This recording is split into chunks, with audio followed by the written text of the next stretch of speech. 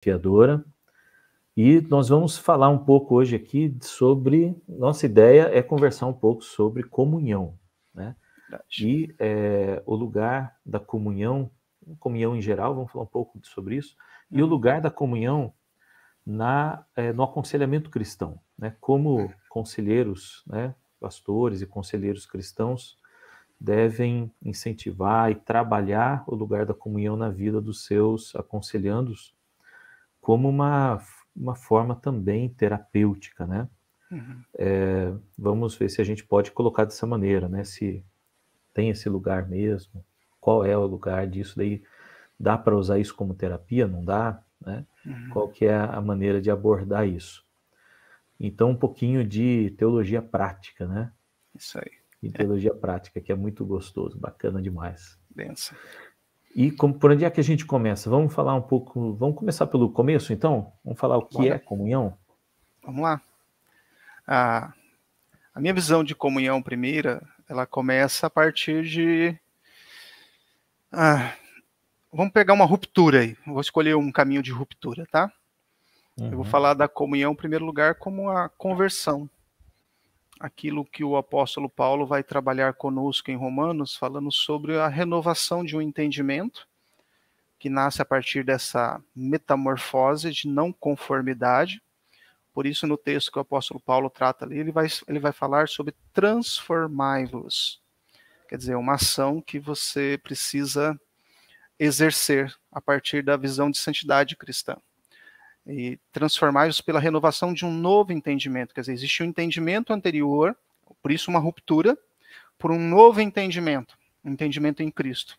E aí eu desassocio uma comunhão para iniciar uma nova comunhão. Nós já somos seres em comunhão desde a nossa criação. Ok? O que muda em nós é a dimensão dessa comunhão agora. Antes, a falta de comunhão com Deus para a comunhão com Deus. A ruptura dos valores de comunhão com o mundo para agora eu não ter comunhão com os valores deste mundo. Então essa ruptura para mim é um marco da identidade cristã quando nós falamos de comunhão. Porque, por exemplo, eu posso ter comunhão com quem é luz e não ter comunhão com as trevas. Mas em que sentido a Bíblia está colocando essa comunhão de luz com trevas? Apesar de que eu posso ser um homem de negócios nesse mundo, eu posso fazer negócios, né? Eu posso usar o talento que Deus me deu e empreendendo, e eu posso fazer isso para ser luz de Deus em um mundo caído.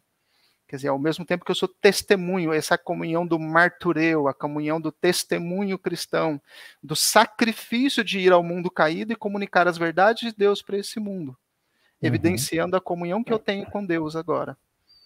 Então essa para mim é uma primeira visão de comunhão, ruptura. Joia, isso daí, partindo desse princípio da comunhão em Deus,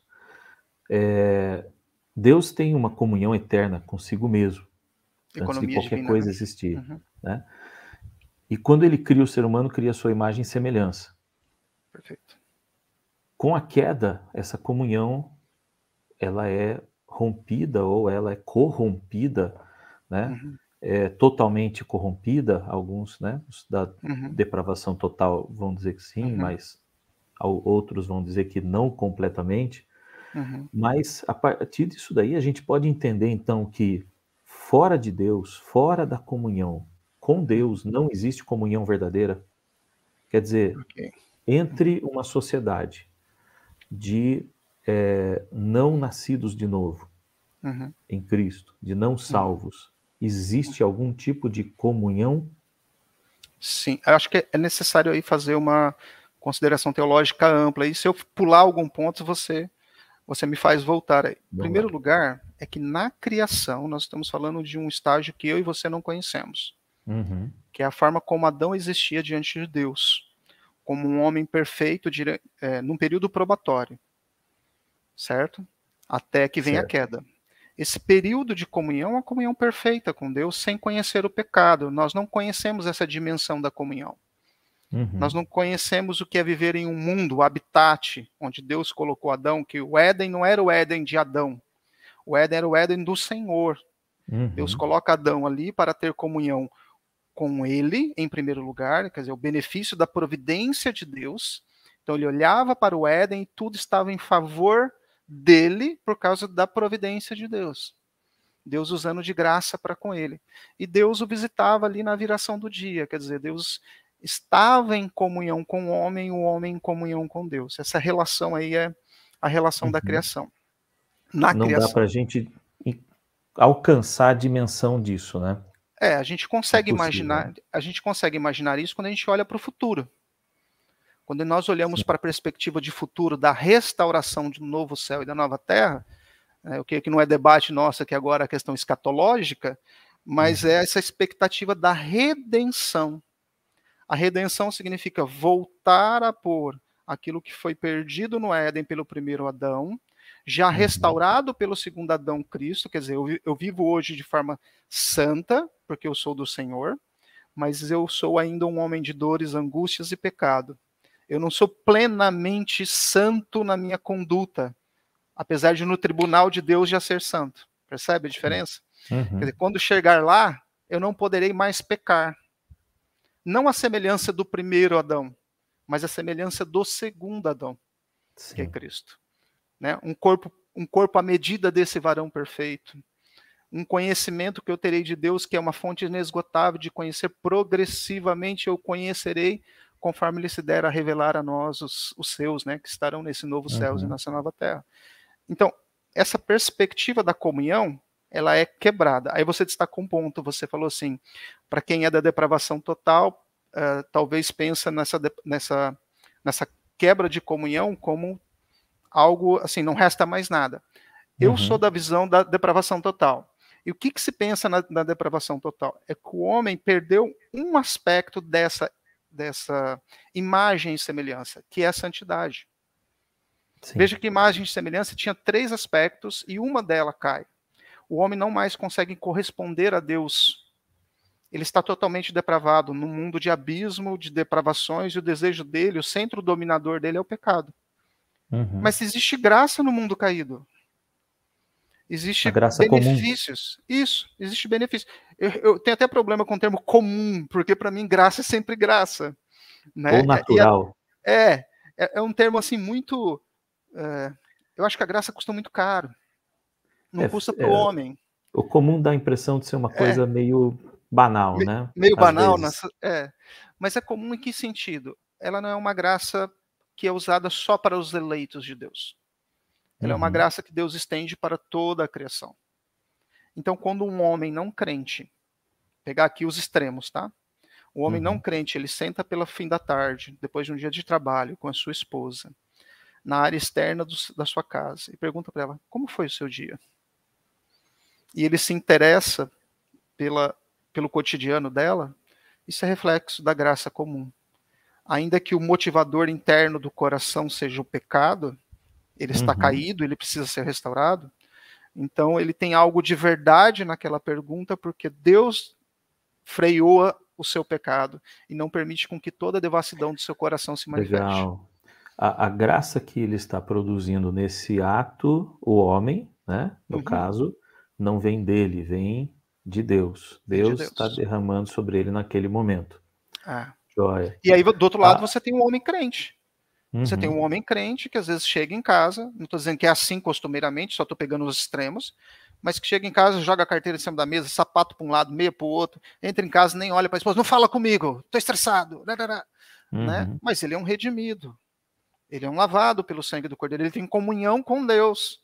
O centro dominador do coração dele não é mais as trevas, é a luz.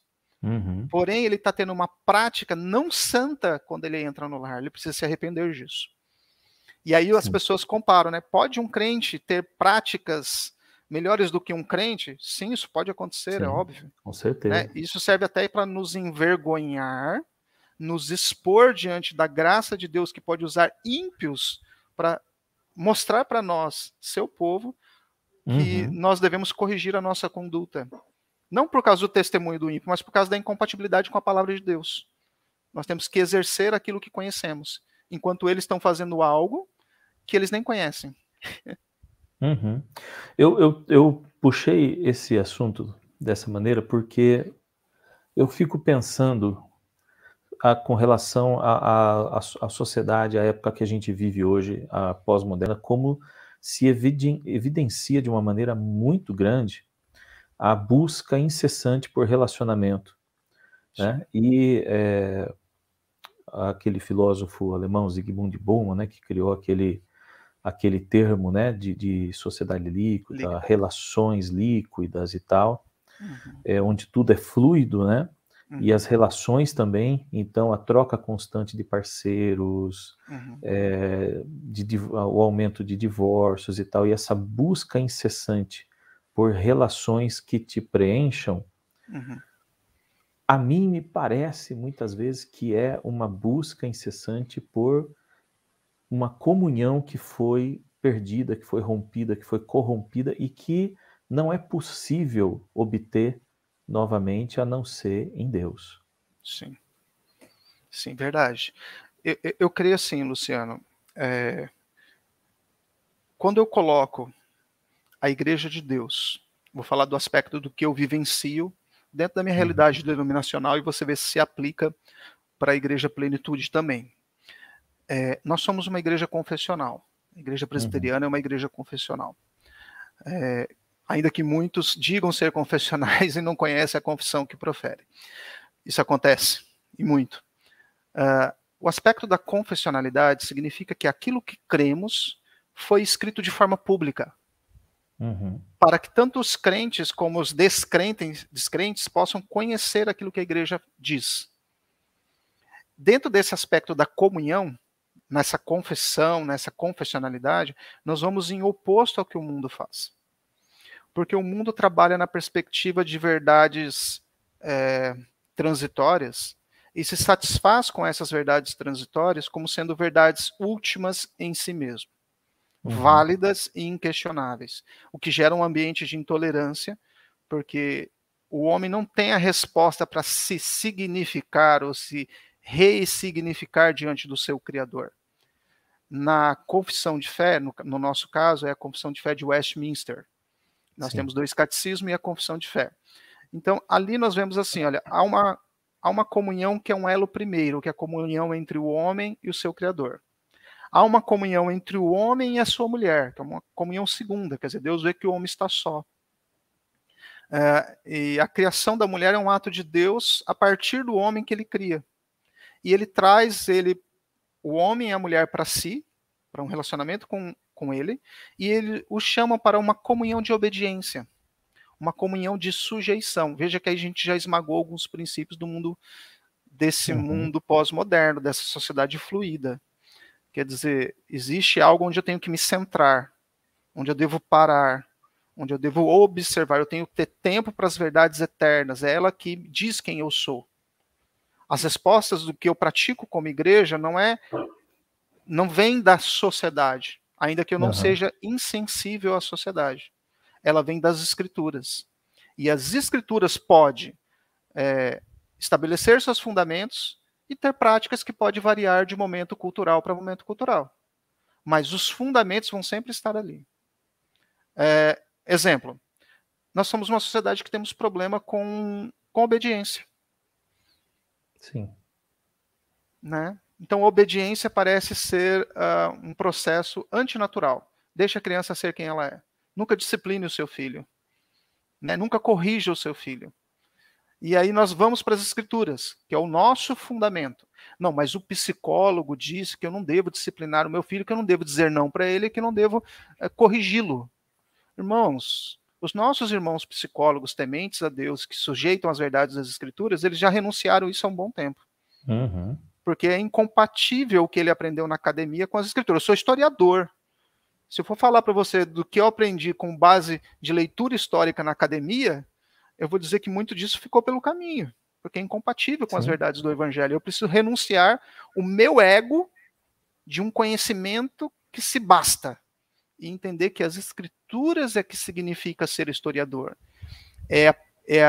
As verdades de entender o coração do homem a partir da palavra, e não a partir de ferramentas que vão pegar as verdades da Bíblia e jogar para baixo. Segundo, nós somos uma sociedade que tem problema com sujeição. Como assim ser sujeito? Como eu, mulher, em um período de empoderamento, de busca por feminismo, vou tratar de sujeição a esse homem? No que eu sou menor que ele? Não, a Bíblia trata de forma distinta, minha irmã. Queira você se sujeitar a ele ou não, porque ele pode ser um homem que seja realmente o que Cristo é para a sua igreja, então será um prazer ser sujeita a esse homem, ou quer ele seja um homem caído, um homem que ainda não entendeu a graça. Mas Deus não quebrou essa hierarquia. A gente usa na teologia confessional o termo federal, né? É o cabeça federal. Cabeça federal significa que quando houve o pecado, Deus chamou Adão para conversar primeiro. É com Adão a conversa de Deus. Quando o Novo Testamento trata a relação matrimonial, é com o marido. Existe uma corresponsabilidade ali na missão, mas Deus vem tratar com o marido. Então, essa é a visão da confissão. A responsabilidade maior pesa sobre ele. Perfeito. E aí, por último, para fechar isso daqui, é a questão da confessional, tá? Do aspecto confessional. É a comunhão em um elo de cosmovisão cristã. Hoje nós vivemos um mundo que é assim, ó. Você é uma igreja, tá? Você se reúne aí em Santo André, eu me reúno aqui em Tirana. Então, você aí em Santo André, se converte muitos jovens. Vamos supor que na sua igreja tem 500 jovens e 400 homens como nós, assim, de cabelo branco, ou sem cabelo já, bárbaro e tudo mais. Aí a gente olha e fala assim, vamos trazer essa parte da cultura para dentro da igreja? Ou seja, o jovem não vai mais no cinema, vamos fazer a igreja de cinema? O jovem não vai mais fazer isso, vamos trazer isso para a igreja? E a gente começa a não mais ser filhos como flecha, que eu lanço para o mundo, para que seja luz de Deus e sal lá. Não que ele vai fazer as obras do mundo, mas ele vai ser testemunho de Deus no mundo onde ele está. Isso é cosmovisão cristã. Eu não posso ter, olha, vida cristã aqui dentro da igreja, vida no mundo aqui, para os valores do mundo, porque eu não sou besta, ninguém vai me enganar. Então, eu preciso entender que eu sou um todo. Eu sou corpo e espírito. Eu sou crente. Eu sou santo. Onde? Onde eu estiver. Então, para mim, esse aspecto da comunhão que eu preciso pensar aqui em primeiro lugar é que tudo que a gente vai falar aqui se aplica a todas as áreas da nossa vida. Todas. Na igreja é fácil. É fácil. Porque ali você está mais perto de um ambiente que fala a mesma linguagem que você. Mas na igreja é um lugar de passagem para você. Você está ali para ir ao mundo, para ir às ovelhas perdidas de Israel, para ir àqueles que estão em trevas. A igreja não é uma estação ali que é o ponto final e você chegou, ok, estou aqui, que bênção, vou morar dentro da igreja. Não. Ali é o local onde nós recebemos, na comunhão dos santos, a ministração das escrituras, não mais o eu, aí fica um recado para os desigrejados, tá? Não tem comunhão nos desigrejados. Comunhão é no corpo de Cristo. Não é a igreja de um só, é a igreja do nós. Vou pegar esse gancho aí depois. Não, nós cremos assim também. Nós entendemos exatamente dessa maneira. Não existe essa dicotomia. Eu sou santo onde eu estiver e eu vou exercer a minha fé aonde eu estiver. Minha espiritualidade eu vou viver aonde eu estiver. Né? A gente sabe que realmente tem muitas igrejas que têm essa ideia. Não, eu vou fazer aquela balada aqui dentro, porque se eu não fizer, o meu jovem daqui vai para lá e vai se contaminar, né? Não, cara, não existe isso, né, cara? Ele tem que saber exercer a fé dele, tem que saber os limites, da onde ele pode estar se mantendo fiel, né? E vai viver a sua fé cristã e levar o reino de Deus aonde ele estiver. São flechas, exatamente. A gente crê nisso. E essa cosmovisão cristã, né? É isso mesmo que você colocou. Agora eu quero pegar esse gancho que você falou dos desigrejados, né? Eu separei um texto do Herman Bavinck, aqui daquele livro dele, que estou gostando pra caramba, cara. As Maravilhas de Deus. Sim. Você já leu? Sim. Em português, não. É muito bom. Não sabia que já tinha em português. Cara, maravilhoso, né? É da Thomas Nelson, você mostrou aí, acho que não me engano, é isso, né? É Thomas Nelson com a Pilgrim. Ok. E eu separei um texto dele, um trechinho aqui, que vem bem nesse ponto, cara, que é o seguinte, ele fala assim, né, precisamos observar que os concede, ele está falando de Deus, né, que Deus Sim. os concede, Sim. os benefícios de regeneração, justificação, santificação, fé, etc., apenas na comunhão que une todos os cristãos. Ele não os distribui a indivíduos isolados. Perfeito. Eu achei fantástico, porque não tem como eu ser justificado sozinho. Se eu não tiver na comunhão dos santos, essa justificação não existe, né? Eu não recebi, não fui justificado, né? Não fui santificado, não fui regenerado, não recebi a fé, né, salvadora, e nem a fé para a vida cristã. Sim. Não existe. Então não tem benefícios de Deus sobre a minha vida fora da comunhão do corpo. Sim. Então Sim. é fantástico essa compreensão, né? Isso me une, né? Quer dizer, não existe outra realidade. Vamos pensar assim, não existe outra realidade cristã que não seja a realidade da comunhão do corpo de Cristo, da comunhão com os irmãos. Perfeito. O Bavinck, ele é um autor que eu gosto muito. Recomendo para quem está nos seus estudos avançados de teologia sistemática, que leia a teologia sistemática do Bavinck. Não sei se em português já tem o volume 2 ou 3, um negócio assim, mas me parece que um já saiu, tá algumas coisas saindo aí em língua portuguesa. Essa daqui, eu acho que, será que é uma edição completa? Não, eu acho que não. São vários tomos de teologia sistemática dele. Eu acho que esse é um outro livro dele. Não tá dividido aqui, mas é um livro de teologia sistemática, As Maravilhas de Deus. É teologia sistemática. Eu não sei se eles editaram de alguma maneira diferente. Não fala assim, aqui. A teologia sistemática dele, ele divide em alguns volumes. O volume 1 tem quase 4.000 páginas. Não é. Então. Isso aqui é outra obra. Deve ser o esboço desses. O esboço, isso daí. Tem uma dele pela SOCEP, se eu não me engano, que é a teologia sistemática do Bavinck, que é, na verdade, uma síntese. Né? É um volume só, umas 600 páginas, se eu não me engano. E só o volume 1 são só os prolegômenos da fé. Quer dizer, a introdução pressuposicional de como falar das escrituras. Falando na linguagem do nosso povo, porque às vezes a gente fica usando uma linguagem tão distante, tão acadêmica, que quem está ouvindo às vezes fica, já vou desligar aqui, não quero nem saber. O que é isso? Significa quais são os elementos que a gente usa para se aproximar do texto, para entender as escrituras sagradas. Nós estamos falando de comunhão. E esse homem era um homem holandês, do início do século XX, que tinha uma confissão de fé muito sólida e que olhava para a comunhão dos santos como um benefício da graça e da misericórdia. Para ele, não existe a igreja de um só. Existe o corpo de Cristo. E falando de linguagem, Gu, cara, a linguagem dele aqui, pelo menos nessa obra, eu acho que não é essa obra acadêmica de teologia sistemática que você mencionou, com certeza. É uma linguagem muito gostosa e simples. Pastoral, né? Pastoral, prática. Eu estou escrevendo um livro agora, e às vezes eu paro e eu leio, Luciano, sobre luto, aquelas palestras que eu estava dando. Legal. Eu terminei o artigo na faculdade e estou dando um formato de livro. E às vezes eu paro, eu fico lendo o que eu escrevi e fico assim, escreve direito, Gustavo. Escreve para que as pessoas possam ler, rapaz. Não é para escrever para si mesmo, é para escrever para servir aos irmãos. E os nossos teólogos holandeses têm esse feeling, porque eles nunca foram só acadêmicos. Eu falo do Bavinck, eu falo do Abraham Kuyper, eles eram pastores.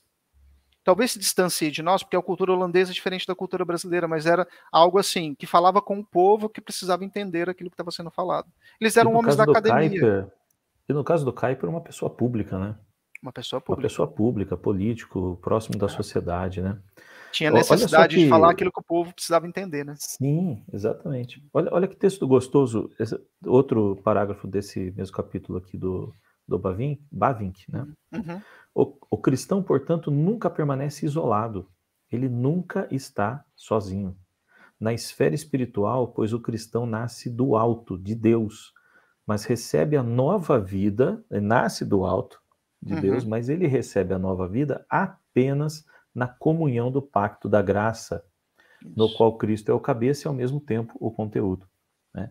Então, apenas nessa comunhão do corpo, né, que você Sim. tem com Cristo, mas quando se você tem com Cristo, você tem com o corpo, porque o corpo é um Uhum. só, ele é o cabeça, Eu né? gosto do noivo, mas não gosto da noiva. Não tem como. Não existe essa conversa, né? Não existe. É Não isso existe. daí. É conversa de maluco, né? Isso é Conversa de conversa de doido. maluco, de doido. Não tem como. Mas é muito gostoso você descobrir que, falando de comunhão, cara, você nunca está isolado. Sim. Você nunca está isolado. A gente estava falando antes de entrar na gravação, né? Sobre uma questão, né, de uma irmã em luto, né? Uhum. E sobre a questão daqueles que, no meio da pandemia ou em qualquer situação de sofrimento, se isolam. Sim. A realidade espiritual dessa pessoa é que ela não está isolada. Por mais que sinta a solidão por Uhum. causa da dor e do sofrimento, do que quer que possa estar acontecendo, o que aconteceu, a realidade é que ela não está. Uhum. Ela sempre está inserida na comunhão do corpo, né? Sim. Enquanto, né, preservar a sua fé ali. Mas isso é muito, isso ministra muito, né? Ah. Isso ministra muito coração, isso é muito curador também, essa Uhum. realidade, né?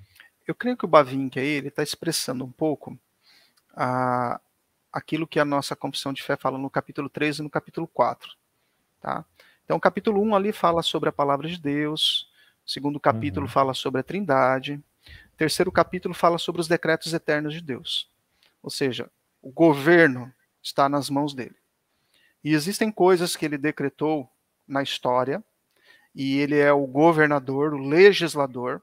Então, por exemplo, ele promulgou a sua lei, ele não consultou a você nem a mim. Ele simplesmente declarou a sua lei, e a lei dele é santa, porque ela segue o caráter do Deus que a revelou. Ela é justa, ela é refrigério para a alma. De quem? Do condenado? Do homem da perversidade? Não.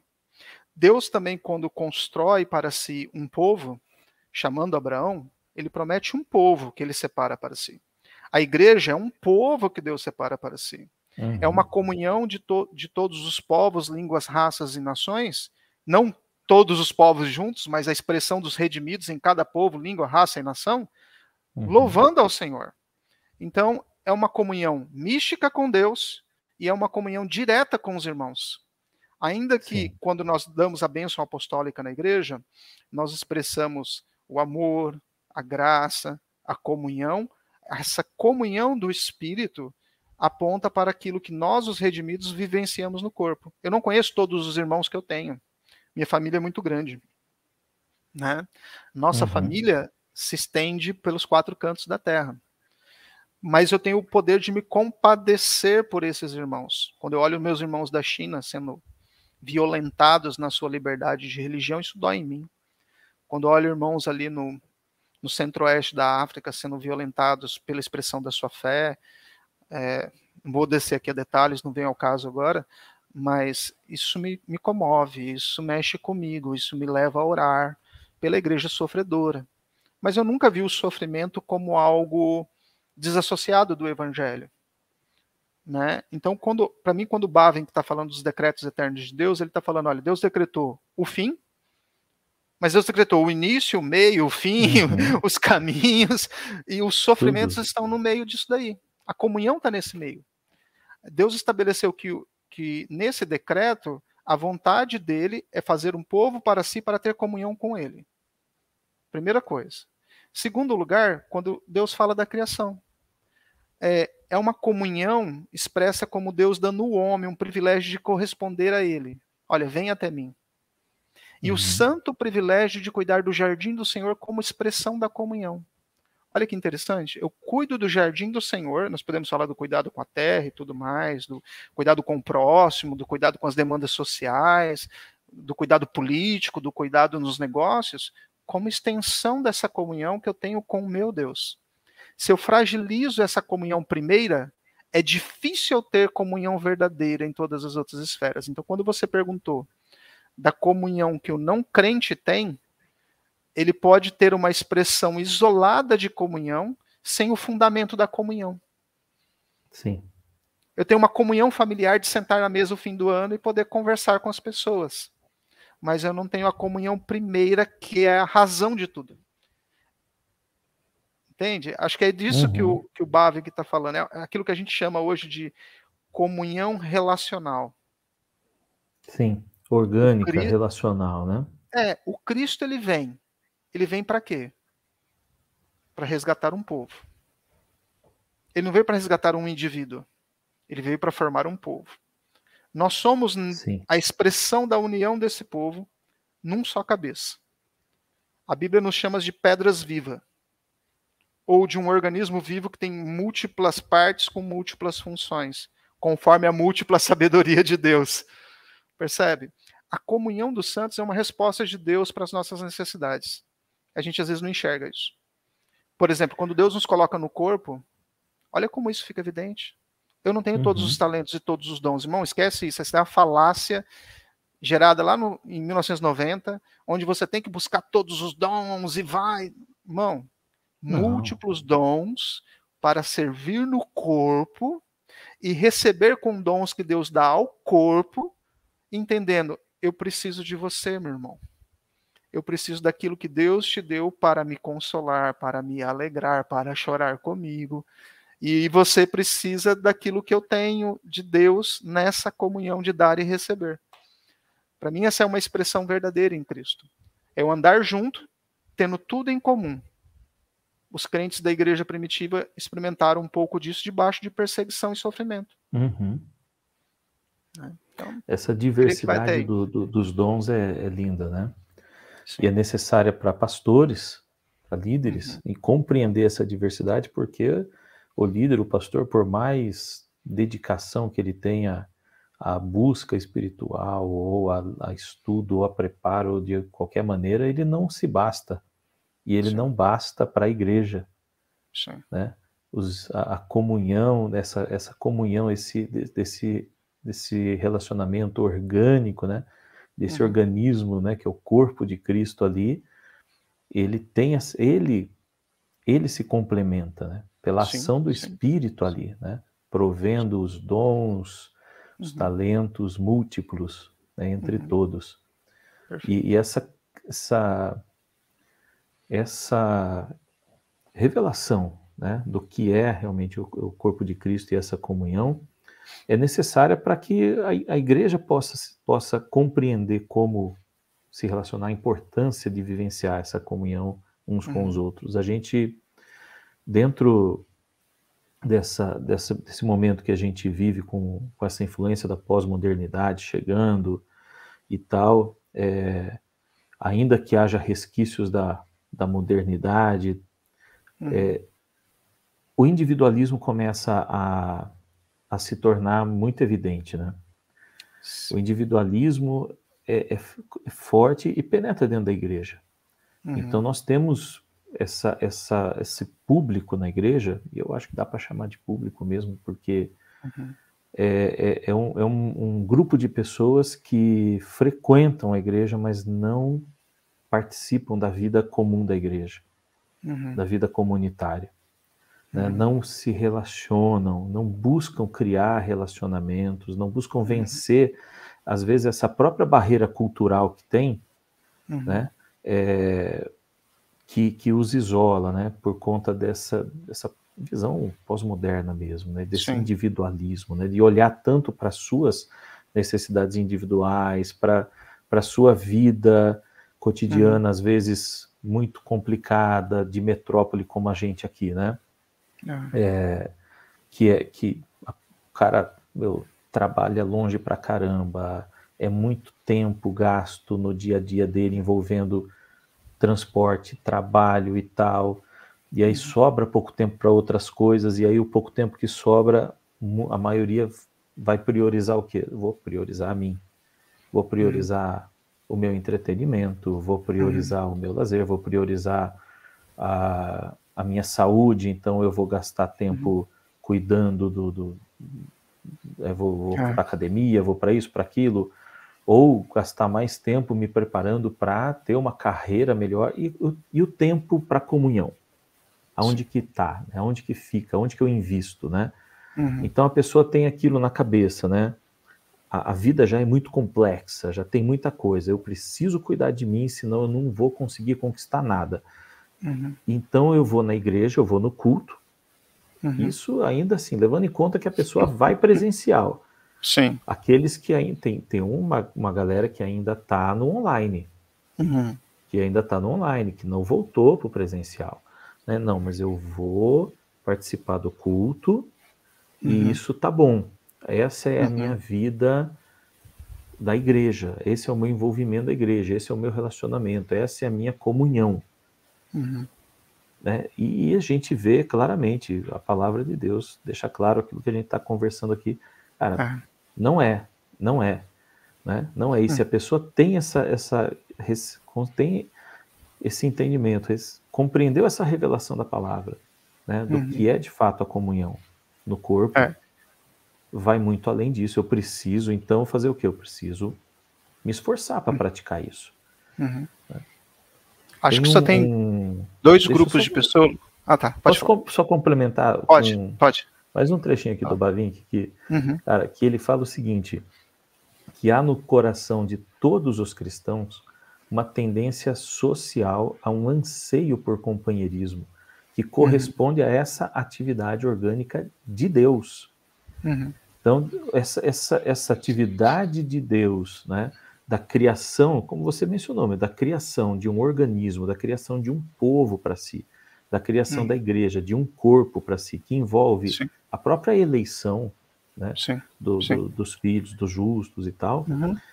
Essa atividade de Deus cria no coração dos seus filhos, dos cristãos, uma tendência social de ansiar por essa comunhão. A comunhão aqui ele já está falando da questão orgânica mesmo, relacional, né, que ele chama de companheirismo. Né? E é promovido por Deus. Cara, se isso não está acontecendo comigo, onde é que eu estou em Deus? Né? Ou não estou, né? Ou não estou. Verdade. Eu creio o seguinte, Lu, você falou alguma coisa aí sobre a santificação nessa comunhão, né?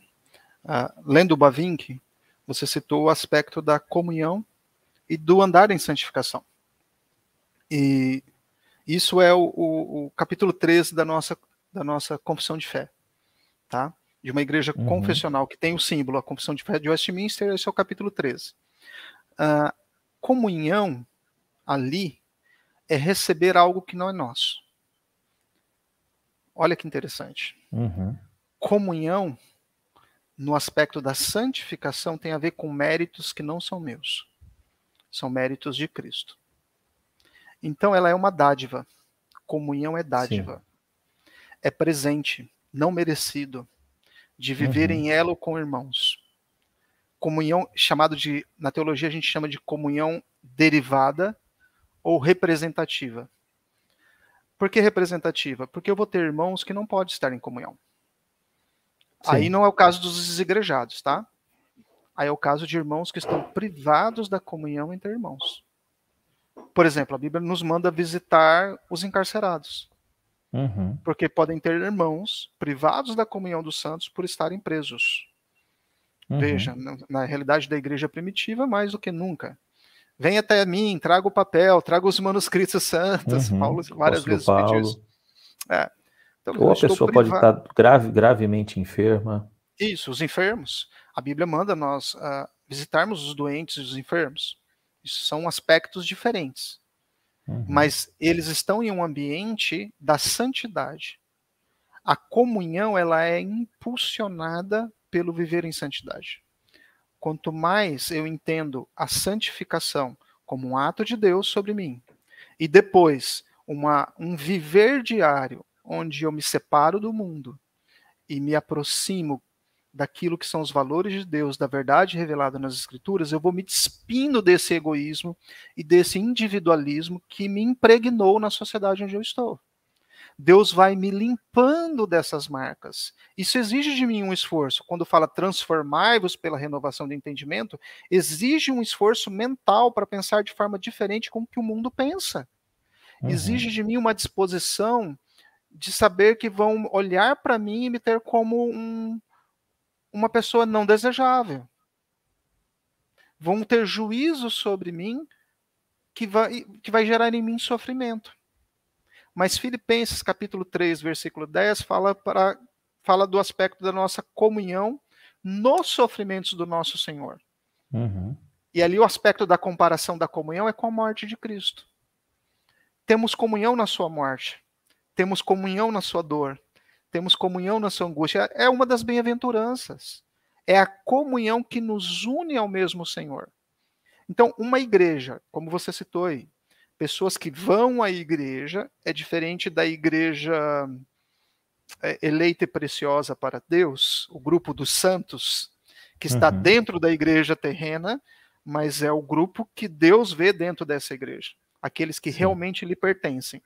Porém, nós temos aqueles que estão na igreja, se beneficiam da comunhão dos santos, se beneficiam do momento de culto, se beneficiam de estar ali, mas eles não são nascidos de novo, não são redimidos, a semente divina ainda não germinou no coração deles. E a nossa oração é para que a gente possa servi-los e que eles venham ao entendimento disso.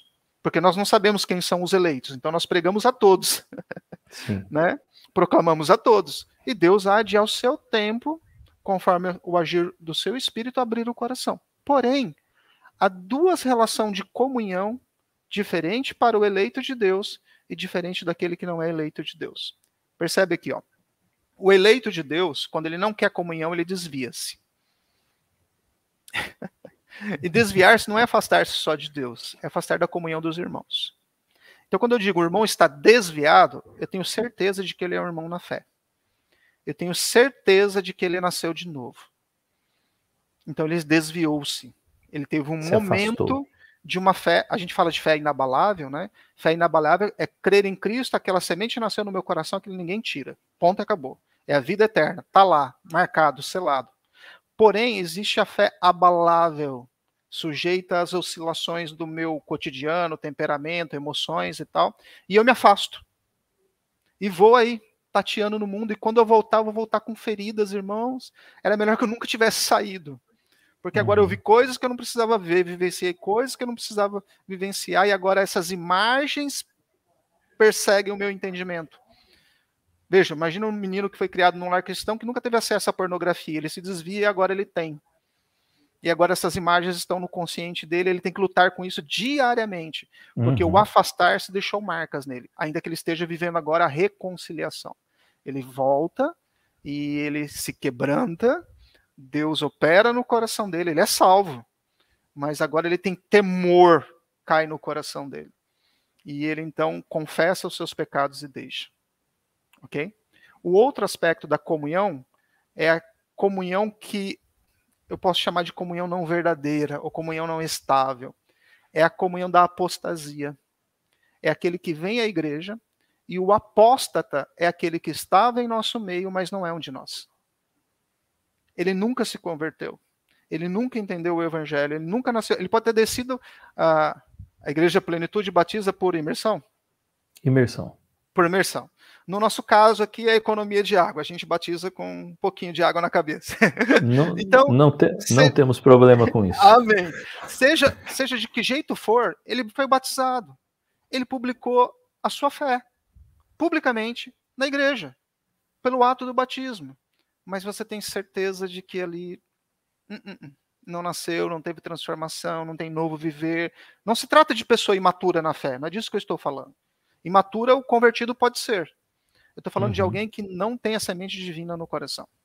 Então, ele vai e volta todas as suas práticas como algo mais horrendo do que no primeiro momento. Né? E aí há uma ruptura entre aquele pouco de comunhão que ele tinha no corpo, que era fruto da graça de Deus para ele, com agora o abismo em que ele se vai. Porque ele estava aqui, mas ele não pertencia aqui. E as escrituras nos mostram isso, esse rompimento, né? Judas, né, eu acho que fala dessas pessoas dentro do corpo, né? Sim. Judas ali acho que aborda bem isso, né? Só um parênteses, só para o nosso pessoal. Nós aqui na Plenitude, nós acreditamos que é possível perder a salvação pela apostasia. Né? A gente tem um entendimento um pouco, mas pela apostasia, né? Pelo abandono mesmo da fé. Mas tranquilo, não vamos entrar nesse. Vamos continuar na comunhão. Toca o barco. Mas Judas fala de uma maneira muito forte, né, desse pessoal que está no meio ali realmente e não é salvo e não nasceu de novo e estão de fato desfrutando de bênçãos, né, que existem dentro da comunhão do corpo. Mas eles não colaboram com a comunhão, pelo contrário, né, eles vão corrompendo a comunhão, né, da igreja. E Judas chama a atenção para realmente, olha, presta atenção, esse pessoal está aí, está participando da ceia do Senhor, né? E estão no meio de vocês. Legal. Vamos avançar, quero avançar um pouco aqui dentro dessa comunhão orgânica e relacional para a questão da prática pastoral e de aconselhamento com relação à comunhão. Então, dentro do cristão tem esse anseio, essa tendência social, essa busca por relacionamento, como a gente já falou. Né? E o cristão verdadeiro, vamos falar dos cristãos mesmo, né? Daqueles que a gente realmente tem que pastorear, cuidar Ovelhas do Senhor.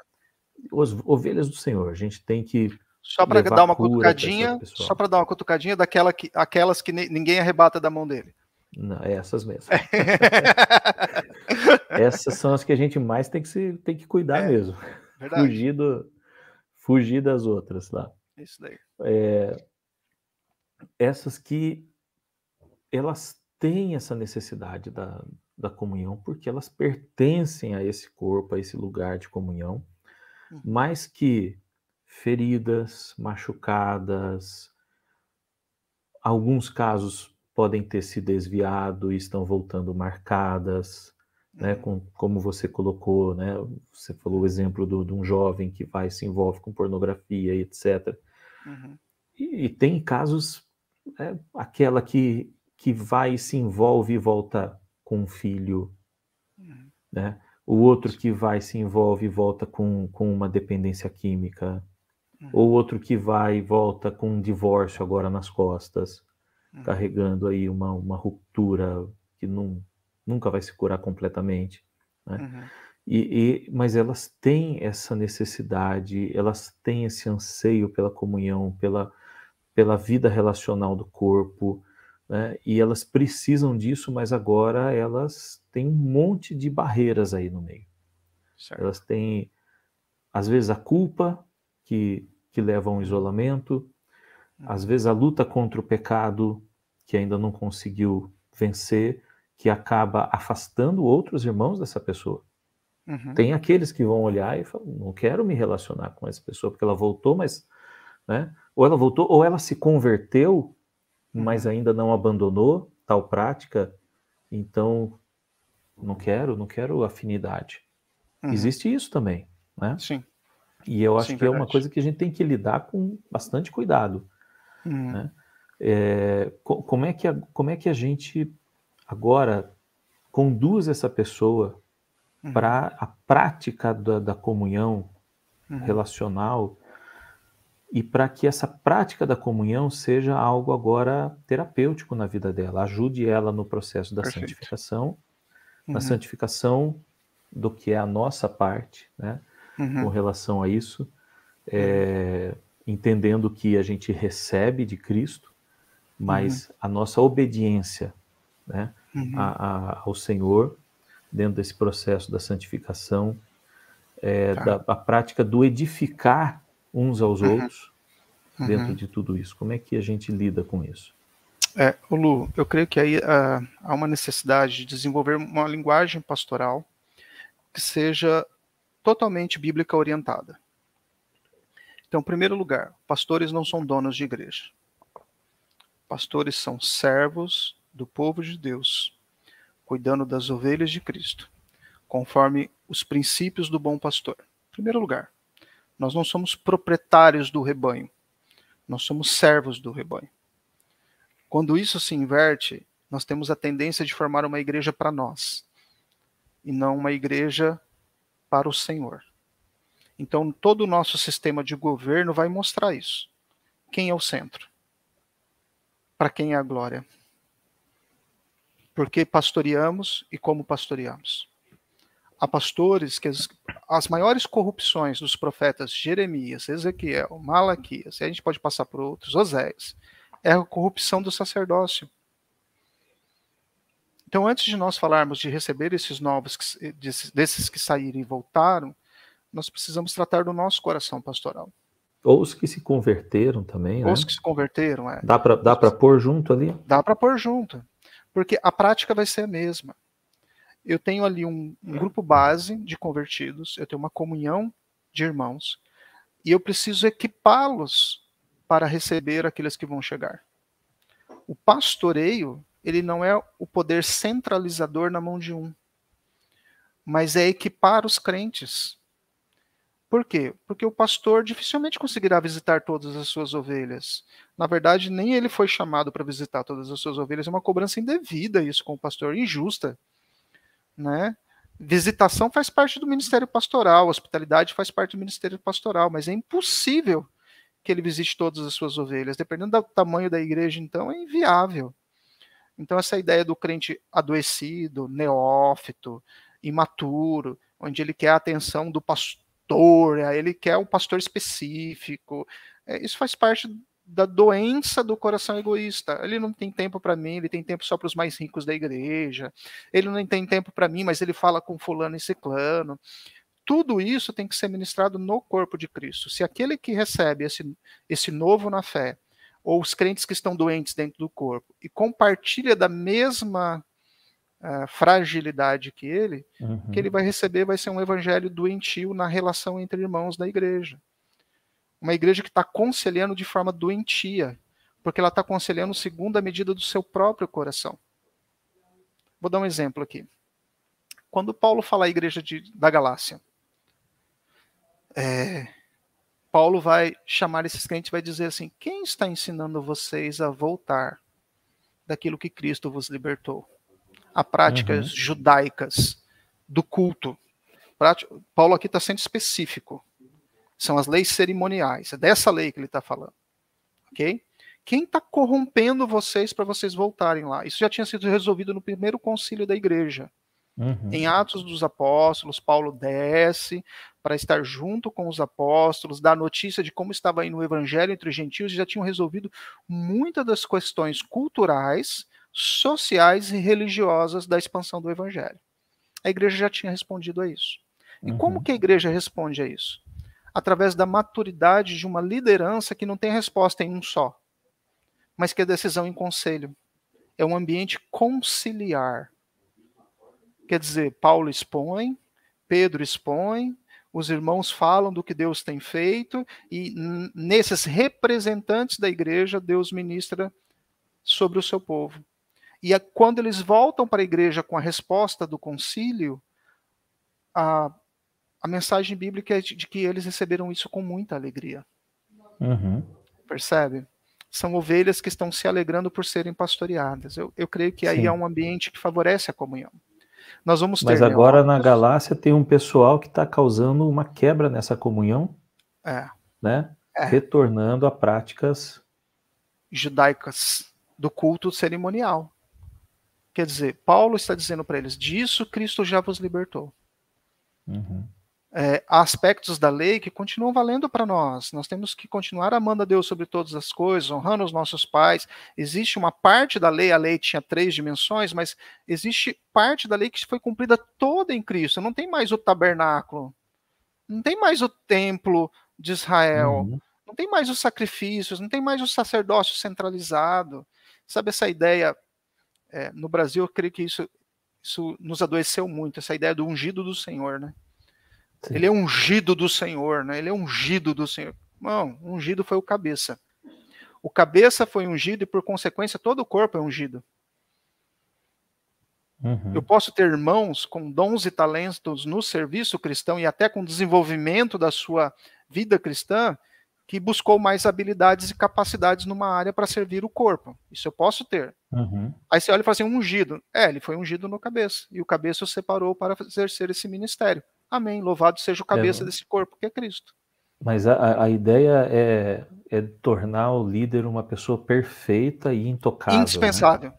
Indispensável. Também. Por quê? Porque daí eu consigo fazer a igreja ser a minha igreja, e depois ela vai ser a igreja da minha família, e depois ela vai ser a igreja... Você está percebendo o aspecto doentio? Isso há em qualquer igreja. Em igrejas históricas como a nossa, corre o mesmo problema. Porque é um ambiente de tanta comunhão entre famílias tão antigas da igreja, que isso tem que servir como bênção, porque quando os mais novos chegarem, ele encontra a base sólida para estar ali. Então, quando uma pessoa chega em uma igreja que tem um grupo sólido forte, aquele grupo não pode ser o grupo de repelir os outros. Somos um rebanho pequeno muito feliz. Não. Somos um rebanho de Deus disposto a receber outras ovelhas, e aí eu vou entrar no que você falou agora, do aspecto da cura, do receber o que foi ferido. Como que Deus cura aqueles que chegam no corpo? O primeiro aspecto está lá no Salmo 133. O Salmo 133, ele fala para nós, é um salmo especificamente de comunhão, né? Ele fala para nós sobre um óleo precioso, fruto derramado sobre Deus na comunhão dos santos. Então eu preciso ter essa ideia de que eu não posso me ausentar da comunhão. A comunhão dos santos será sempre imperfeita. Não serve como justificativa que essa comunhão é imperfeita para eu me afastar e continuar doente.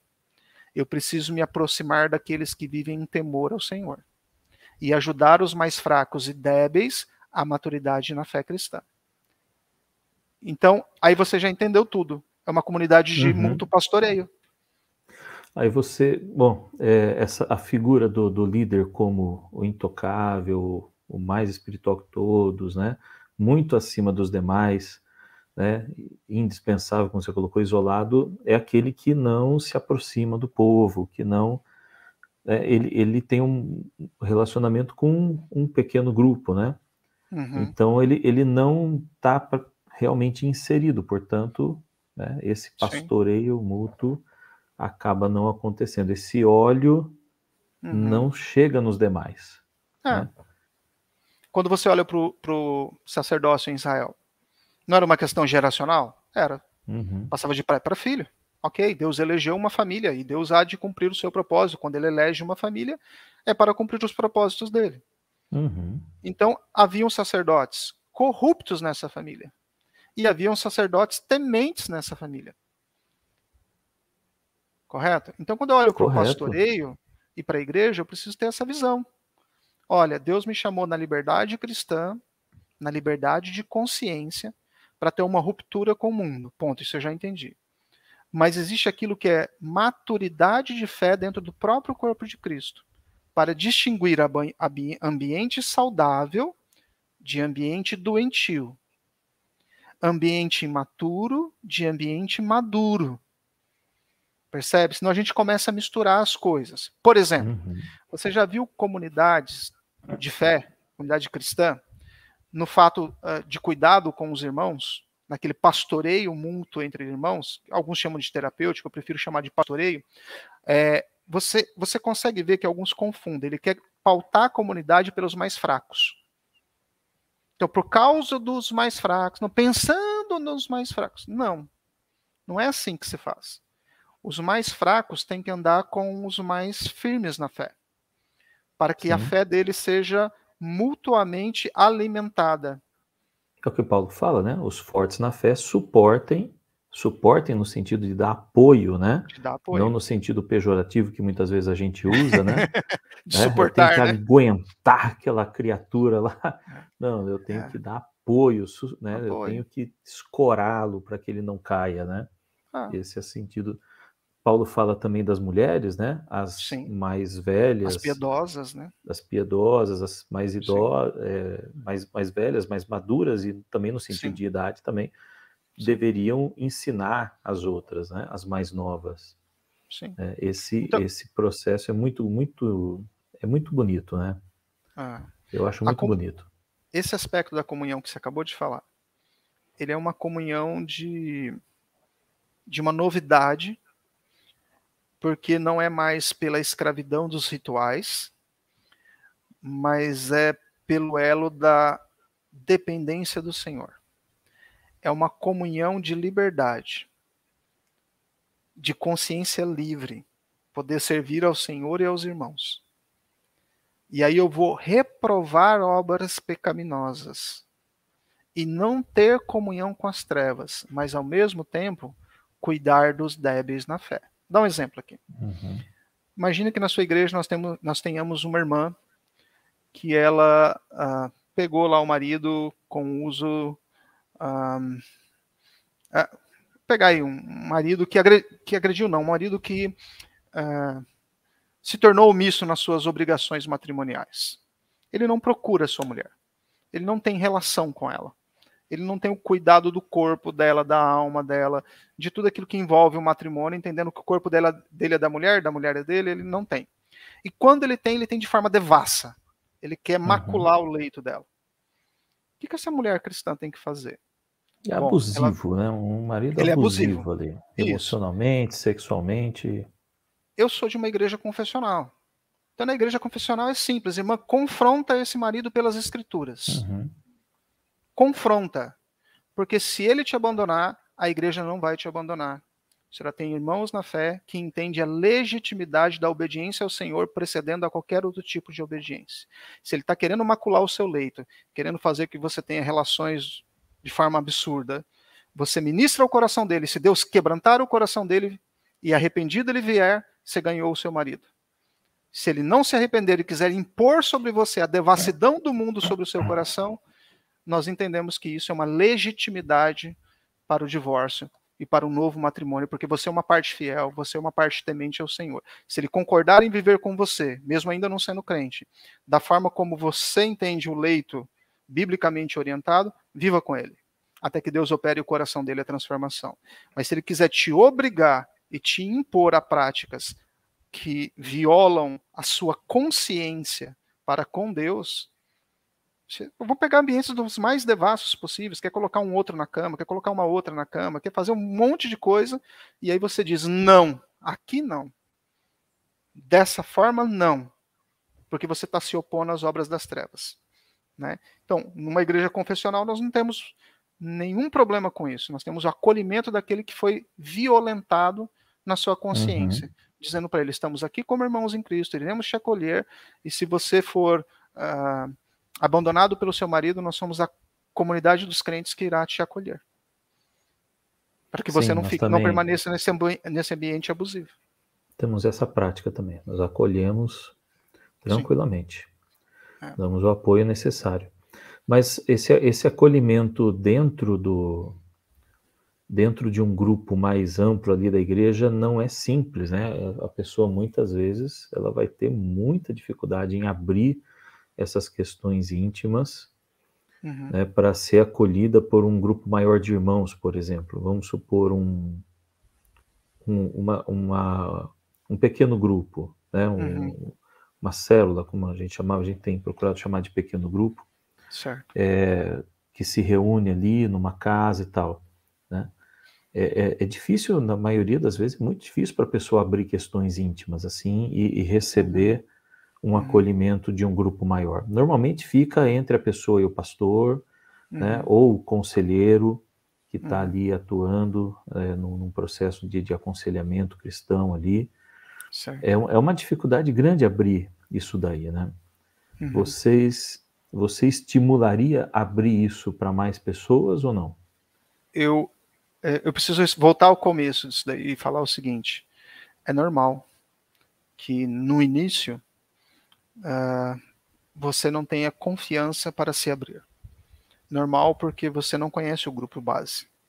Normal porque dentro de um grupo onde você está colocado, você divide grupos pequenos pelo quê? Pelo nível de maturidade cristã, você divide por localização geográfica. Como se divide esse pequeno grupo?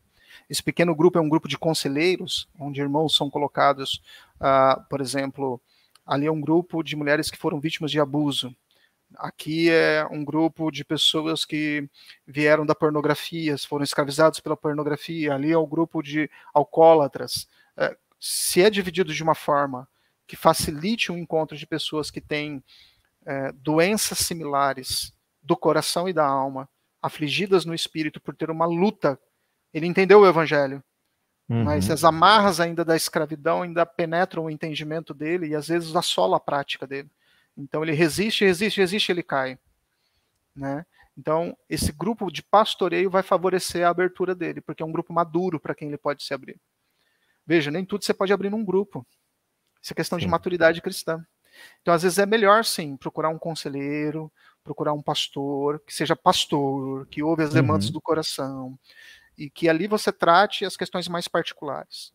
Porém, é benéfico para a igreja quando, na medida que você conseguir ponderar a sua fala, torná-la menos emocional possível, a emoção vai te acompanhar, mas o emocional que eu estou falando aqui é a emoção de ter o controle, selecionar o que eu vou falar. Eu não preciso escancarar o cenário todo. Todo mundo já... Quando eu falo de pornografia, eu não preciso contar tudo. Você já consegue imaginar a situação toda. Então eu posso só dizer o abismo que eu estava e compartilhar a cura pelo qual Deus me trouxe a sujeição à sua palavra. Percebe? Quando eu vou ao mundo e tenho um momento de desviar-se e me aproximar das práticas do mundo e vejo coisas e pratico coisas distantes do evangelho, você tocou num ponto, a pessoa volta drogada, dependente químico até de medicamentos para que possa ter paz o suficiente para dormir. Ela busca paz em dopantes para que ela possa conseguir dormir. E dormir é uma obediência bíblica, de um refrigério que Deus nos dá, de um descanso, para nos restaurar. Porque ele entende que nós viemos do pó. É um benefício da graça. Então, Luciano, eu entendo o seguinte. Irmãos, na sua igreja tem um grupo de conselheiros? Fortaleça ele. Amplie esse grupo de conselheiros. Faça com que esses conselheiros só abram a boca para orientar pelas escrituras. Eu não tenho certeza, irmão, daquilo que você está me falando. Então eu não tenho certeza se eu posso te ajudar. E até por limites. Eu passei um livro para a Sara ler esses dias que chama Sábia e Conselheira. Um livro muito bom, editora fiel, recomendo muito. E ali ela fala que ela estava aconselhando uma senhora, e aquela senhora tinha uma demanda, que era em relação à vida matrimonial, só que a conselheira era uma mulher solteira. E ela disse assim, olha, eu não quero ouvir essas coisas que a senhora tem de demanda no seu coração, mas eu sei de uma pessoa que pode te ajudar mais do que eu. Porque ela não queria poluir o entendimento dela com imagens e falas que ela não entende e que poderiam trazer um peso e um desejo para o coração dela, com o qual ela teria que lutar depois. Então ela recomendou para outro conselheiro. Né? Então eu creio que isso é um passo de maturidade até do grupo que vai ouvir. Legal. Olha só, tem algo que eu queria falar um pouquinho também aqui, sobre a questão da comunhão nessa vida relacional também, mas da vida diária, da vida além, relacionamento culto, atividades da igreja e tal, né? Eu separei um trecho aqui que é do Bonhoeffer, daquele livro Comunhão, mas que eu acredito que ele está citando Lutero. Que ele fala assim, né? Entre os crentes sinceros da igreja de hoje, manifesta-se o desejo crescente de se encontrarem com outros crentes nos períodos de descanso de seu trabalho para uma vida em comum de acordo com a palavra. A vida em comum está sendo novamente reconhecida pelos crentes de hoje como a graça que, na realidade, é como um dos aspectos mais extraordinários, as rosas e lírios da vida cristã. Eu acho também isso uma das coisas mais fantásticas da vida cristã. É essa vida diária, esse relacionamento cotidiano com outros irmãos em Cristo, mas de maneira edificante, né? De maneira edificante, de maneira até terapêutica em certos aspectos, que vão me ajudar a me fortalecer na fé, por exemplo, né? Não preciso me aconselhar com um irmão, num termo sistemático, assim, de um aconselhamento, mas o meu relacionamento com ele, se ele é mais maduro do que eu, vai me ajudar a superar áreas da minha vida, vencer dificuldades ou desenvolver disciplinas, espirituais que eu ainda não tenho pelo simples relacionamento com ele. E eu acho isso muito bacana, mas eu acho isso um desafio também grande hoje em dia, pela dinâmica Sim, da verdade. vida, né, que nós temos hoje, e que eu me incluo também. Né, você dar conta de tudo e ainda investir em relacionamentos cotidianos é um desafio, é um baita de um desafio. Você tem que administrar muito bem o seu tempo. Verdade. A gente vê muitas vezes pessoas que desenvolvem uma vida social dentro da igreja e começam a faltar na vida do lar, na vida matrimonial, no relacionamento com os filhos. Outros começam a prejudicar sua carreira profissional, porque se investem muito nos relacionamentos, amizade, sai com os amigos e vai na casa de um e vai na casa de outro, tal, que começa a haver um desequilíbrio ali, né? Verdade. É um desafio, ou não é? Essa vida, como ele diz aqui, né? Essa, como é que ele fala aqui? Eu perdi aqui o Manifestar seu texto. desejo. Isso. Crescente de se encontrarem. Você tocou num ponto extremamente delicado, né? O Bonhoeffer eu considero assim que viveu num período muito difícil, né? Lutero, quem ele está citando, está num período também extremamente complexo. Isso é verdade. Nós não podemos estar insensíveis como pastores às demandas do nosso tempo, sabe? Senão a gente cai num... Como é que eu posso dizer assim? A gente pastoreia só a si mesmo. A gente precisa tomar cuidado com isso. Mas dentro do que ele está citando de Lutero, ele está citando isso para reforçar em um período de guerra e de conflito, em que esse ambiente hostil não é justificativa para a falta de comunhão. Eu vi muitos irmãos na pandemia justificarem a sua ausência no corpo ou a sua falta de integração na igreja ou na comunhão dos santos por causa das dificuldades de saúde pública. Quer dizer, Dietrich Bonhoeffer está falando aqui sobre guerra. Na época de Lutero, era um cenário religioso extremamente complexo. Não deixava de ser uma guerra também, né? Não deixava. Depois das teses dele lá, virou guerra. A gente poderia falar da França de Calvino, ou dos cantões de Zurique, de Zwinglio, né, da Genebra de Calvino, também era uma dificuldade. Né? Calvino colocou ali em Genebra um diaconato efetivo, dizendo o seguinte, ó, se passar alguém aqui na cidade, que quiser dormir na cidade, se hospeda, ele dorme, no outro dia ele vai embora. Se alguém que está passando pela cidade sem ter nada, o diaconato vai lá, aborda ele e pergunta, você quer ficar aqui? Então já encaminhava o cara para um trabalho. Você não vai ficar aqui sem trabalhar. Não, não quero trabalhar, não quer trabalhar, então vai embora. É outra cidade que você tem que morar, não é que não. Então, quer dizer, havia um pastoreio que confrontava o homem. Não é simplesmente aceitação. A gente trabalha muito o termo hoje, aceitação. Mas o evangelho tem muito mais o termo negação do que aceitação. Eu entendo que a aceitação tem a sua aplicabilidade, a gente depois até pode falar de alguns assuntos de aceitação, mas o evangelho tem muito mais negação. É a negação do ego, é a negação das suas vontades, o suprir as demandas de Cristo e não as de si mesmo. Então, é outra esfera. Tá? Aqui no que você acabou de ler no texto do Bonhoeffer, ou de Lutero, eu creio que os crentes hoje, eles precisam manifestar esse desejo. Eu não creio que no nosso tempo há uma expressão coletiva desse desejo. Eu entendo que o nosso momento, os crentes estão mais preocupados com formação profissional e trabalho, sucesso, do que com a comunhão entre os santos. Ele justifica a sua ausência no domingo do Senhor. Eu tenho dificuldade de entender o crente que falta no domingo do Senhor. Eu tenho ampla convicção bíblica de que o domingo não é dele. O domingo ele não deveria negociar. O domingo pertence ao Senhor. Ponto. Tanto para ele fazer os seus exercícios espirituais como para o repouso. Tá? Só que tem igrejas que, gerando um ambiente de programações, são igrejas voltadas só para ela.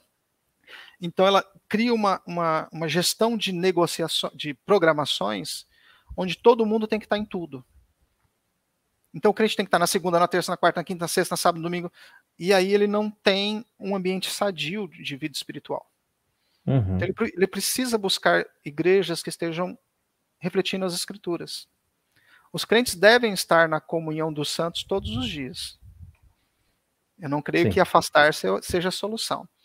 Eu creio que ele deve estar orando todos os dias. É a prática neotestamentária da igreja. Eu creio que ele deve ter descanso das suas atividades, como Lutero diz aqui. Ele precisa ter descanso do trabalho e ele precisa ter comunhão com os santos. Mas ele precisa ter uma atenção muito grande para com a palavra. Porque todo desvio da comunhão dos santos é porque ele se desviou da palavra. Dá um exemplo aqui. Crentes que não dão atenção em casa, mas estão o tempo todo na igreja. Ele chega da igreja 11h30 da noite, meia-noite, a esposa estava aguardando ele para ter um momento a sós com ele, ele não consegue mais, porque nem energia, nem físico ele tem mais. E ele não consegue atender as demandas do lar. De outro lado, tem a mente doentia, que lida com a igreja como se fosse um concorrente. Né? Então, aquela família que está lutando contra a igreja, porque ela tem a igreja como se a igreja fosse concorrente da família. Não, a igreja é concomitante à família. A noiva de Cristo não é para separar a família, é para unir a família. Vamos à casa do Senhor, não é eu vou à casa do Senhor. É levar filhos em obediência ao ambiente de comunhão. Não, não vou, não, você vai. Enquanto você está sobre os meus cuidados, você vai. Mas eu não quero ir, não, não é questão de querer. É uma questão de obediência. Eu também, às vezes, não queria ir, por cansaço, por diversos motivos, mas eu preciso ir. Eu tenho que ir. A obediência precede as minhas volições. Eu preciso entender isso dentro do que Lutero está falando, porque Lutero era sistemático nisso. E é na obediência que amamos. Amém. Amém. Que expressamos o nosso amor. Né? É isso daí. E ela precede o sentimento. Precede o sentimento. Hoje você provavelmente ama mais a sua esposa do que você amava quando eu conheci vocês dois.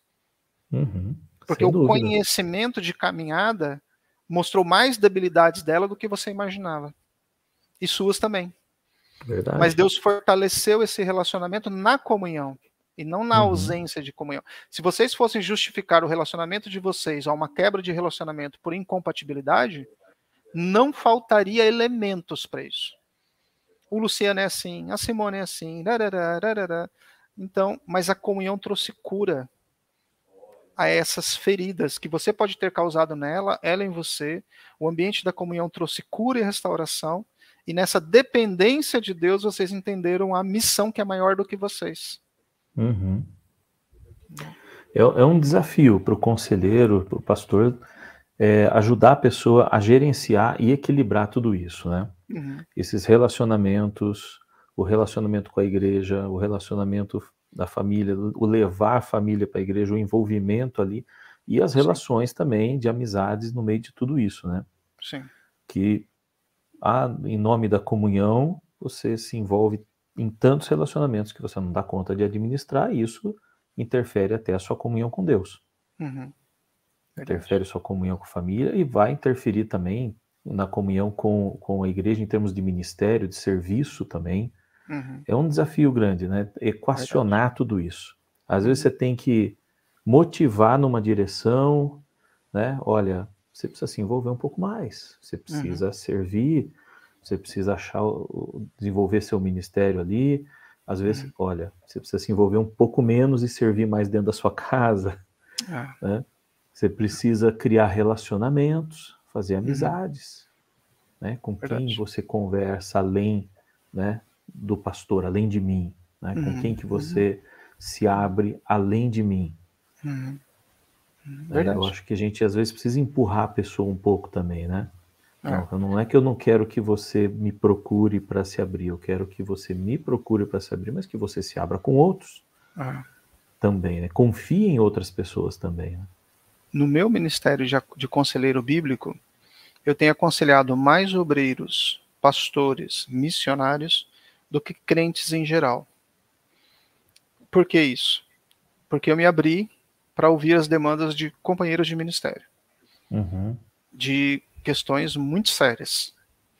e de dar para eles uma segurança de que eu estou ali para caminhar junto nos pecados e nas aflições que ele tem passado, para que haja uma cura no coração dele, pelas Escrituras. Então eu dou a mão com ele e a gente vai trilhando junto, conduzidos pela palavra. E isso tem sido um privilégio, porque ele procura, muitas vezes isolado. Ele mesmo já não vive a comunhão dos santos. Pega aí um missionário com 30 anos de campo. Há 30 anos ele não tem pastor. Há 30 anos ele está afastado da comunhão dos santos da sua igreja de origem. Porque aqui ele é o líder. Aqui ele é o estrangeiro. Entendeu? Então esse ambiente que tanto ele gera, quanto se forma ao redor dele, dá condições para o coração externar muitas coisas que, se ele tivesse na sua igreja de origem, ele estaria sendo tratado, curado e quebrantado. Vou só afirmar uma coisa aqui. Esperamos, né? Temos esperança sim, porque tem muitos que estão em meio a pastores e não tem pastor. Não conseguem confiar, e do outro lado, às vezes também não existe uma, como você fez, você se abriu para ouvir, às vezes não há uma abertura para ouvir, há uma abertura para criticar, né? De uma maneira ruim, negativa, o que é muito doentio também.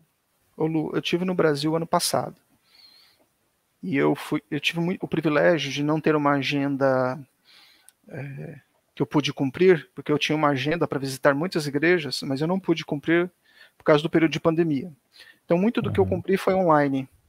Então, eu pude ficar muito tempo com a minha igreja enviadora. A Igreja Presbiteriana da Penha é uma igreja de comunhão muito forte entre os irmãos. No período de pandemia, muitos irmãos vieram a falecer. Né? Muitas famílias perderam parentes, pessoas queridas. Naquele período de dor, Deus me restaurou. Das feridas do campo. Dos feridos do campo. Né? Das feridas do coração. E ali, naquele ambiente de comunhão, nós estávamos ali em culto, e assim, Deus trazia felicidade ao nosso coração, Deus trazia alegria, restaurava questões assim, sabe, de você ouvir um louvor, e você está tão, Deus está tão profundo tocando no seu coração, que você se derramava em lágrimas, acontecia a palavra, e aquilo caía como um bálsamo sobre o seu coração, parecia que você estava com uma terra um pouco seca, e vem aquele copinho de água, e você já suga tudo, e daqui a pouco vem outro, você já suga tudo de novo, porque você está precisando daquilo, e eu estava precisando disso. Quer dizer, ao mesmo tempo que a gente dá, que nós aconselhamos, que nós orientamos, nós precisamos receber. Né? Nós não somos uma fonte inesgotável, nós somos uma fonte que transborda para outros, mas que precisa receber, tanto do Senhor, mas precisa ter esse aspecto da comunhão. Eu tenho um pastor com quem eu me abro, eu tenho um pastor que me acompanha, que ouve as minhas demandas pessoais. Isso é muito importante. Sem dúvida, necessário. Vou pegar esse gancho que você falou do seu período aqui, no meio da pandemia, na igreja ali, na Penha, né? Sua igreja mãe. Sim. A gente está caminhando com o pessoal da nossa equipe de conselheiros nesse livro aqui, né? Aconselhamento a partir da cruz, e usando também o do Jay Adams como um material de apoio.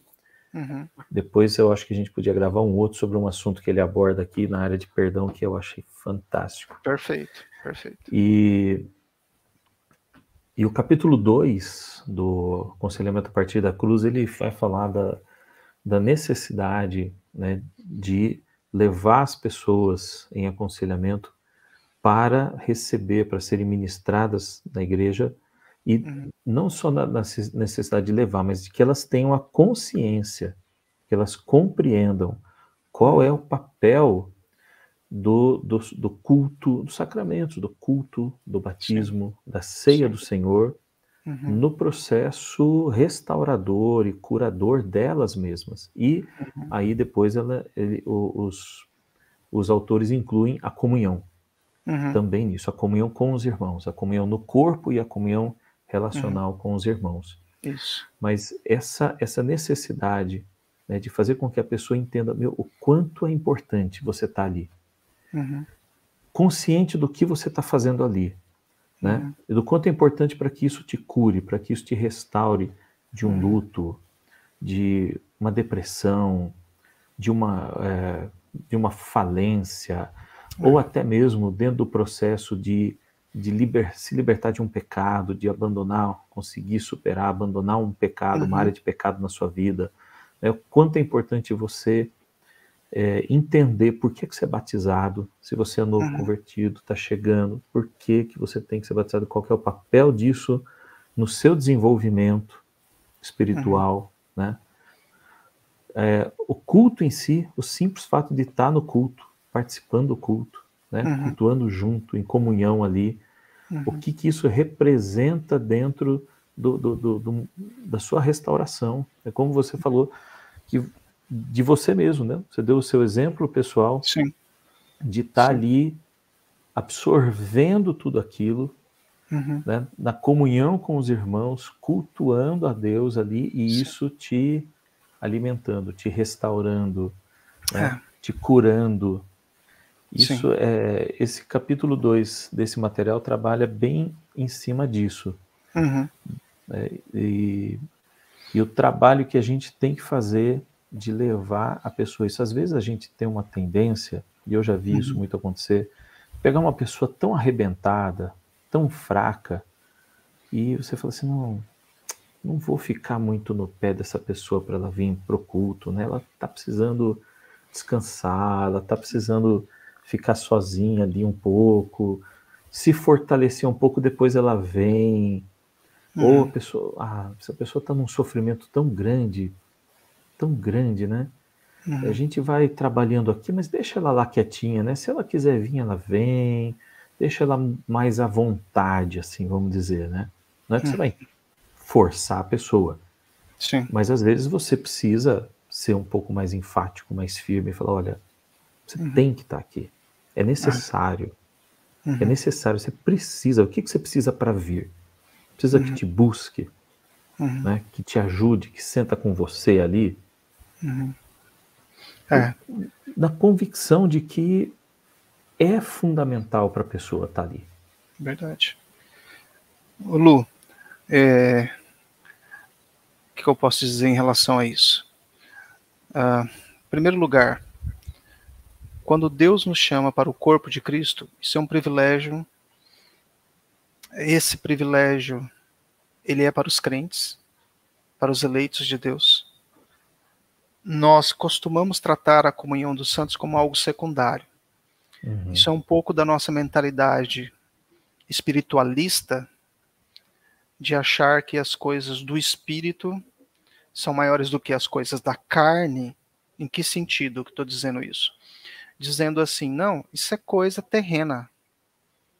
Cara, Deus fez Adão e não colocou ele no céu, não. E nem fez ele de uma matéria divina, fez ele do pó da terra. E o ligou ao espírito de vida que Deus sopra sobre ele. E não há uma área mais importante do que a outra. O homem é um todo, ele é um ser espiritual em todo o seu ser, tanto que o nosso corpo irá entrar nas mansões celestiais com o nosso Senhor. Lógico, um corpo redimido, mas se fosse indispensável, né? Para que isso? Né? Então, assim, como que chama isso na nossa confissão de fé? Chama-se meio de graça. Meio de graça é aquilo que nós recebemos por estarmos ligados a Deus, como um privilégio dele para conosco. Ele pega dele e nos dá na comunhão dos santos. Eu preciso entender isso porque aí ganha relevância. Quando eu recupero o sentido da comunhão dos santos. A comunhão dos santos não é algo secundário. Tá chegando, eu vejo muitas justificativas assim, nossa, tá chegando alguém, tem um compromisso. Cara, o seu maior compromisso, prioriza a sua vida comunitária, não negocia a comunhão dos santos, não negocia a sua vida como ovelha do Senhor Jesus. Depois eu ouço, eu vejo na internet. Irmão, transmissão de culto e culto são duas coisas distintas. Transmissão de uma palavra e culto são duas coisas, assim, não tem o mesmo sentido biblicamente falando. Biblicamente falando, os discípulos eles estavam num momento de dor, eles perderam Jesus, o seu Senhor, aquele que os chamou para segui-lo, mas eles estavam juntos. Chega o dia da ressurreição e eles estão juntos. Com medo, mas eles estão juntos. A ferida, a lágrima nos olhos, mas eles estão juntos. Porque a cura e o bálsamo, a visitação do Senhor, o aparecer do Senhor, acontece nesse momento da comunhão deles.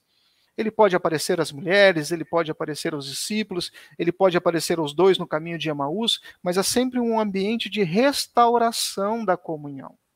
Você quer ver uma coisa onde a gente vê isso, essa questão de tornar uma coisa mais espiritual do que a outra em detrimento da comunhão entre irmãos ali, é dentro do próprio culto em si, do culto coletivo, onde a pessoa chega mais perto do horário da palavra, porque ela acha que a palavra pregada é mais espiritual, é mais importante do que o momento de louvar coletivamente, de cantar juntos, adorando ao Senhor.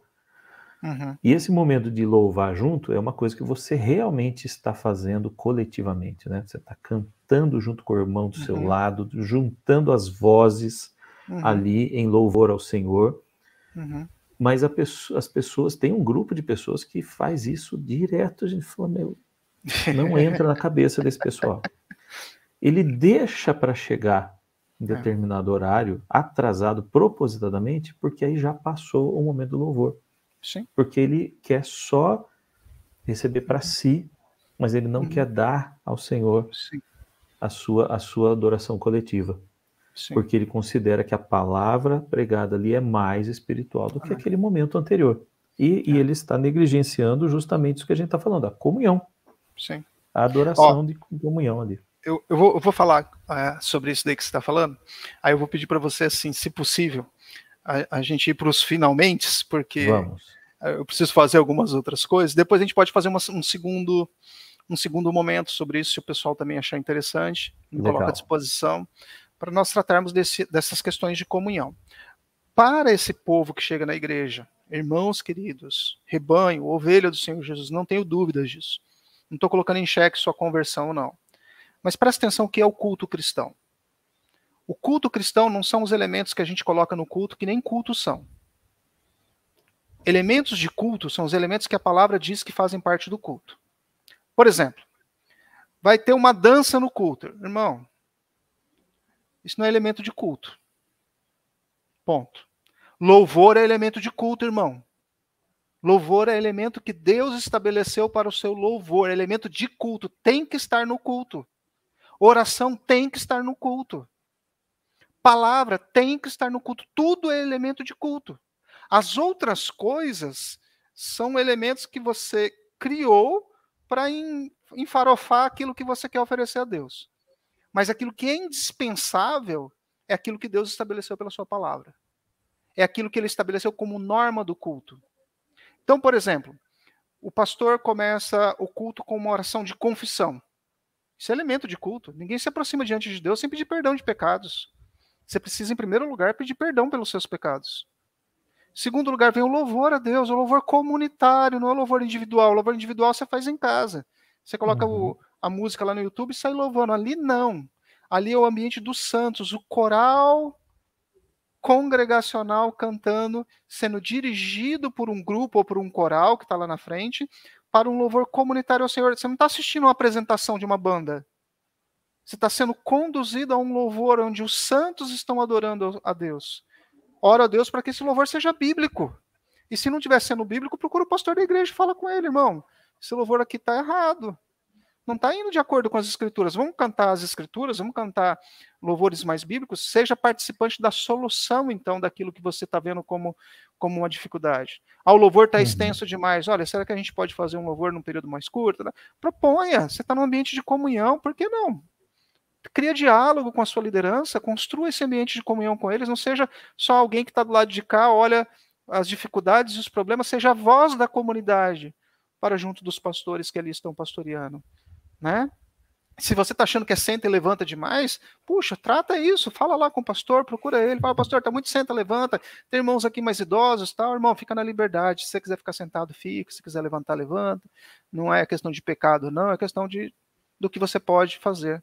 Mas louve a Deus, você tem a oportunidade de levantar a sua voz, você tem a oportunidade de ter uma voz para levantar e expressar ao Senhor, e Deus requer o louvor, Deus requer. Deus não precisa, porque ele já tem tudo em si, mas ele requer, manda. ele manda. E ele manda isso congregacionalmente. Ele quer o seu louvor individual, mas ele quer o seu louvor congregacional. E ele pede que você não se ausente desse ambiente congregacional. Então, porque isso é comunhão para você. Com Deus e com os seus irmãos. Você não louva ali sozinho. Às vezes sua voz está embargada, você não consegue nem levantar a sua voz ao Senhor. Mas ouvindo o coral que está à sua volta, Deus te quebranta, te moe, te visita, te restaura, porque é obra dele através do corpo, da comunhão dos santos. Ok? Então, louvar ao Senhor é um dever de todo crente. Agora, eu não tenho dúvidas de que o ápice disso tudo é quando a palavra é lida e a palavra é exposta. Então, cantar louvores bíblicos é a palavra exposta em forma de canção. Ok? Se não é uma palavra exposta, é um louvor composto por um irmão da comunidade ou por outros irmãos, amém. Se ele é bíblico, ele nos serve para nós louvarmos ao Senhor. Nós adoramos ao Senhor. Mas a palavra revelada, quando lida, a palavra Bíblia lida, pregada, exposta, de acordo com as Escrituras Sagradas, eu não tenho dúvida de que isso é o ápice. É o momento sublime, porque é aquilo que nós mais amamos, é as Escrituras sendo pregadas. Só que veja, Deus não colocou só isso no culto. Deus não colocou só essa exposição da palavra. Ela é o ápice de todo esse momento. Mas existe toda uma estrutura de culto que Deus estabeleceu para a sua glória. O louvor é para a glória dele. Percebe? O louvor comunitário aponta para a glória do Senhor. A oração aponta para a glória do Senhor. Aí você pega metade do culto. Agora imagina o seguinte, se o seu pastor for um pastor assim... Eu já fiz isso uma vez, não fiz muitas. Mas começa pela palavra e termina com louvor. Aí você chega no culto e fala, mas já é hora da palavra. Então... Você se viciou em uma agenda tão individual que você vai ao culto para buscar o que você quer e não aquilo que Deus tem para te dar. Você vai no culto coletivo para receber como se fosse individual, né? Coletivamente E culto é algo que nós entregamos, Lu. Não é algo que nós recebemos. Nós Exatamente. recebemos também quando a palavra é ministrada, porque ela também tem essa esfera. Mas culto é para ser entregue, não é para ser assistido. Não é para ser visto. Culto é para ser entregue. Né? A inversão total ali. Joia. Legal, Gu. Deixa eu só fazer um adendozinho aqui rapidinho sobre a dança. A gente tem alguns momentos aqui no nosso cultos específicos, né? A dança junto com o louvor. Né? E entendemos que isso adora a Deus e acrescenta, né, ao culto também. Então não temos nenhum problema com relação a... Toda a questão é assim, culto, por exemplo, imagina que você está no acampamento. Você está no acampamento, lá tem um momento de culto. Ok? Você faz os elementos de culto. Elementos de culto é aquilo que a palavra estabelece e que não pode faltar. Todo o restante, eu dei a dança aqui como exemplo, mas você pode pegar outras coisas que o pessoal coloca em teatro. Teatro. Uma apresentação de teatro, às vezes. Por exemplo, mas tudo isso ele pode deixar de ter. Você pode fazer um culto sem dança. Sim. Ele não é elemento de culto. A maioria dos nossos cultos não tem. Você não precisa nem ter, se você não quiser. Você não está desobedecendo as escrituras porque você não tem dança. É nesse ponto que eu estou tocando, entendeu? Sim. Você não está desobedecendo as escrituras se não tiver teatro. Entendendo? Com certeza. Mas você está desobedecendo as escrituras se não tiver louvor. Olha a dimensão. Eu gosto tanto das criancinhas encenando com as mãozinhas, cantando para o Senhor. Isso pode até deixar de ter enquanto apresentação, porque você não vai lá para assistir uma apresentação de crianças adorando a Deus. Você vai lá para adorar a Deus junto com as crianças, junto com os adolescentes. Então, louvor Deus requer.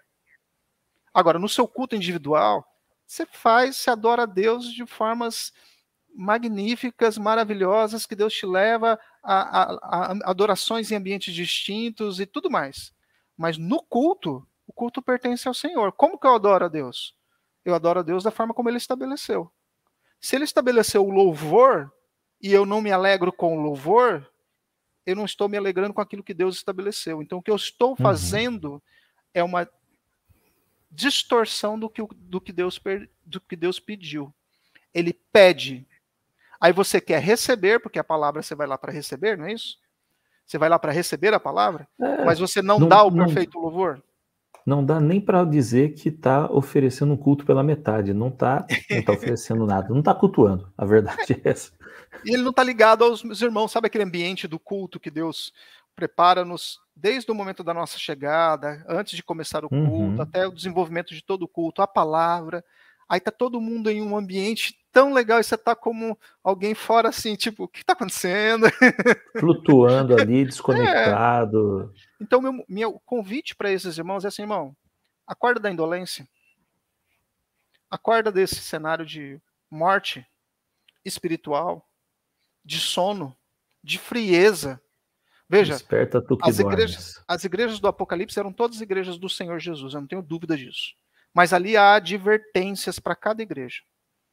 A igreja que se achava espiritual demais, a igreja que se achava intelectual demais, mas estava fria demais. Há diversos perfis de igreja.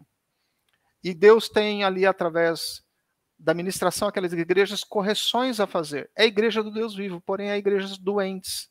Mas ela é igreja, mas ela está adoecida. E igrejas de pessoas, né? De humanos, Isso. né? Que sempre vão ter que ajustar algumas coisas. Algumas são mais do que outras e aí acabam adoecendo mesmo. Verdade. Gu, obrigado. Muito bom, cara.